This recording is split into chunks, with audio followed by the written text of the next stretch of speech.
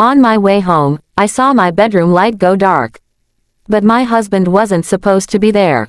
I still remember the exact moment my life changed. It was 8:17 on a cold Thursday evening. Rain drizzled across my windshield as I drove home after finishing another exhausting 12-hour shift at the hospital. My husband, Ethan, wasn't even supposed to be in town. He had left 2 days earlier for a business conference in Chicago and had texted me that morning saying he wouldn't be back until Saturday afternoon. That was why what I saw next made my hands tighten around the steering wheel. As I turned onto our quiet street, my eyes drifted toward our house. The bedroom light upstairs was on.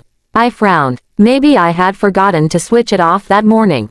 I kept driving. Then, just as I stopped across the street, the light suddenly went dark. Someone had just turned it off. A chill crawled down my spine. I checked my phone. Ethan's last message still sat at the top of my screen. Long day of meetings. I'll call you later. Love you. The message had been sent less than an hour ago. If he was really hundreds of miles away, then who had just turned off the light in our bedroom? I sat frozen in my car, staring at the dark window. Every logical explanation rushed through my mind. Maybe it was a timer. Maybe the electricity had flickered. Maybe I was imagining things after a long shift. But deep inside, I knew I wasn't. I slowly pulled into the driveway without turning on my headlights.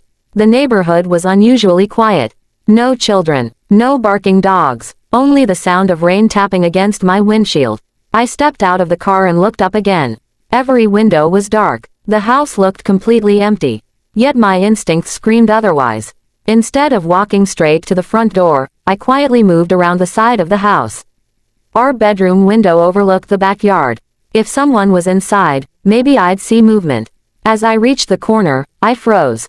The bedroom curtain moved, just slightly, as if someone had peeked outside, and quickly stepped back. My heart began pounding so hard I could hear it in my ears.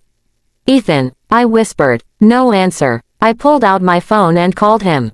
1 ring, 2 rings, 3, then his cheerful voicemail answered. Hey, you've reached Ethan.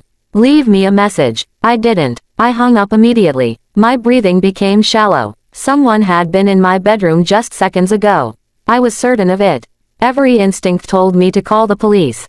But another part of me needed to know the truth. Slowly, I unlocked the back door with trembling hands. The kitchen was silent. Everything looked perfectly normal. The coffee mug I had left in the sink that morning was still there. The calendar still hung crooked on the refrigerator. Nothing seemed out of place.